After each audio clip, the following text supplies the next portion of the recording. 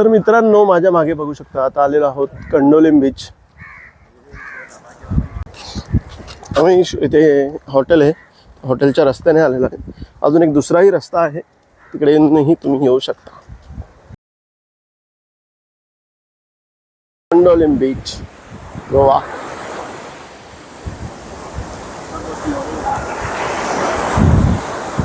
या साईडच्या तुलनेत तुम्ही इकडे बघायला गेलं तिकडे जास्त फॉरेनर्स असतात. हे बागा, अंजुना, कलंगूट यांच्यापेक्षा थोडे जास्त. टॅक्स बघितलं तर सर्व फॉरेनर्सने भरलेले आहेत.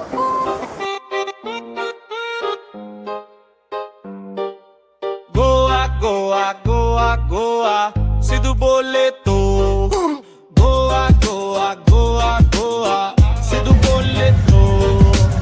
हे समोर पाहत हे आहे आपलं बागा बीच. जे आपण सकाळचे तुम्ही व्हिडिओमध्ये बघितलं, हेच नाईटचा व्ह्यू आहे.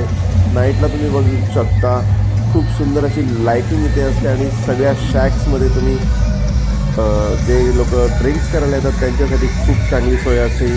आणि रात्रभर DJ म्युझिक इथे चालू असतं, रात्रभर म्हणजे 2 ते 3 वाजेपर्यंत. ॲज पर द शॅक्स हे अवेलेबल आहे. तुम्ही इथे मित्रांसोबत येऊन बसू शकता, मजा करू शकता, डान्स करू शकता, एन्जॉय करू शकता. प्रकारे आता आम्ही बागा बीचवरनं चेकआउट केलेलं आहे आणि आता पुढे चाललो आहे म्हापसाला. तिथून थोडंसं बघूया फिरायचं काय ठरतंय. तर बागा बीचला आलात तर तुम्हाला इकडे बीचच्या बाजूलाच इथे बस डेपो आहे आणि टॅक्सी स्टँड पण इथेच आहे. तुम्हाला टॅक्सी जाण्यासाठी म्हापसाला सोडतात इथे, डायरेक्ट कलंगूटला जात नाही टॅक्सी पण आणि बसेस पण. बसचा प्रवास करा. चला भेटूया, व्हिडिओ चालूच ठेवा.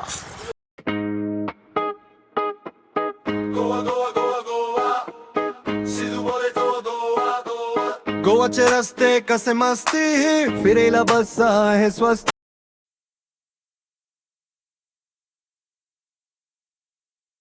तर मित्रांनो, आपण आता पोहोचलेलो आहोत मिरामार बीचवर आणि आता बोटीने आम्ही आतमध्ये जाणार आहोत आणि 5 व्ह्यू पॉईंट आहेत त्यांनी सांगितलेले आहेत, त्याप्रमाणे आम्ही एन्जॉय करणार आहोत.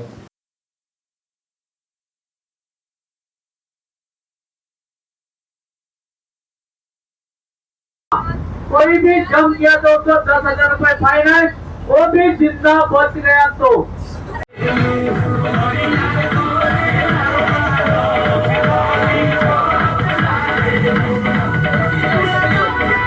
कमरिया कमरिया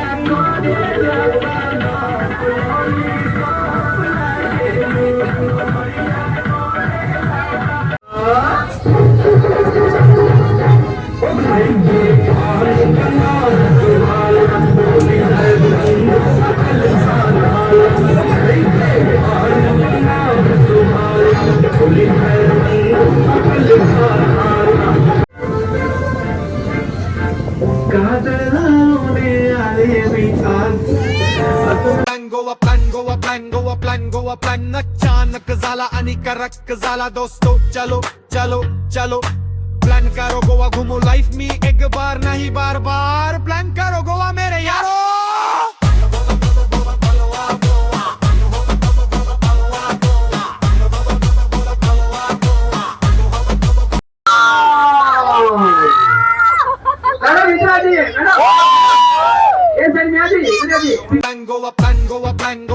गोवा प्लॅन अचानक झाला आणि करक झाला दोस्तो. चलो चलो चलो प्लान करो गोवा घूमो लाइफ में एक बार नहीं बार बार. प्लान करो गोवा मेरे. जस्ट साईट सीइंग करताना आम्हाला समुद्रात डॉल्फिनचं दर्शन झालेलं आहे. अबे राइट साइड में दिखा, अगोड़ा फोर्ट के ऊपर राइट साइड में देखिए एक सर दिखता है मत वो थोड़ा पैर में चर्च को चर्च और Saint Lawrence church right side में दिखा पहाड़ी के ऊपर वो सेंट लॉरेंस चर्च है. चर्च दिखता है ना, वो सेंट लॉरेंस चर्च है. या एका बेटावर सेंट लॉरेंस चर्च आहे. सेंट लॉरेंस चर्च है और चर्च 400 साल पुराना है. 400 वर्ष जब जुना वहाँ में चर्च आहे. पोर्तुगीज लोग रूल करते थे तभी बिल्ड किया था. पोर्तुगीजांनी और इसका नीचे देखो बड़ा सा बंगला दिखता है, वो चीपी पैलेस है. वो पूरा बंगला अंडरग्राउंड है और 80 करोड़ का बंगला है. पूरा अंडरग्राउंड है और 80 करोड़ का बंगला है. इस बंगले में हसीना मान जाएगी मूवी की शूटिंग हुई थी। हसीना मान जाएगी मूवी में वो पूरा बंगला अनुपम खेर का दिखाया गया था। वो पूरा बंगला अनुपम खेर का दिखाया गया था। और आगे स्टेट में देखो, पहाड़ी के ऊपर व्हाइट कलर में दिखता है आपको। स्टेट में देखो आप, पहाड़ी के ऊपर जो व्हाइट कलर में दिखता है ना, पत्थर से बना हुआ है, वो गोरा फोर्ट है। और गोवा का लाइट हाउस भी है। अगोरा फोर्ट आणि लाईट हाऊस और उसका नीचे आपण वरती गेलो होतो और अगोरा एक फोर्टला. व्हाइट कलर में लंबा सा घर दिखता है, छोटी छोटी खिड़कियां। देखने में ये बहुत पुराना चीज है, लेकिन ये गोवा का 5 स्टार होटल है। इस होटल में खाना पीना रहना सब कुछ फ्री में मिल जाए। हम लोग कोई भी जा सकते हैं। ये गोवा का सेंट्रल जेल है अगवान। गोव्याचं सेंट्रल जेल आहे ते. खाली जे समोर तुम्ही पाहता ते गोव्याचं सेंट्रल जेल आहे. इकडच्या अँकरनुसार तिकडे खाणं फ्री आणि राहणं फ्री आहे, कारण ती जेल असल्यामुळे.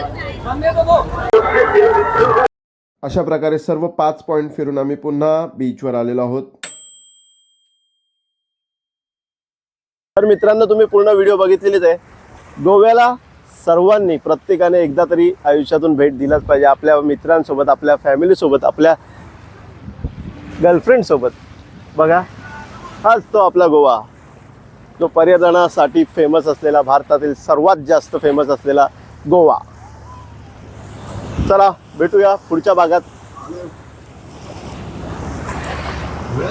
मग मित्रांनो, चाललेलो आहोत परतीच्या प्रवासाला. आत्ता आलेलो आहोत आम्ही म्हापसाच्या बस डेपोला. बस डेपो नाही बोलू शकत, ज्या बाहेरगावी जाणाऱ्या, महाराष्ट्रात किंवा गुजरात, पुण्यासाठी जाणाऱ्या बसेस इथे थांबतात.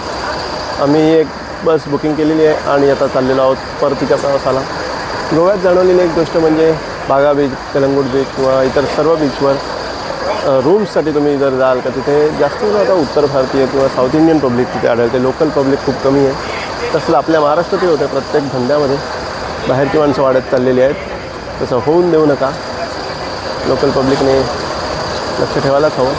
चला तर मग निघूया परतीच्या प्रवासाला. भेटूया पुढच्या व्लॉगमध्ये. बाय.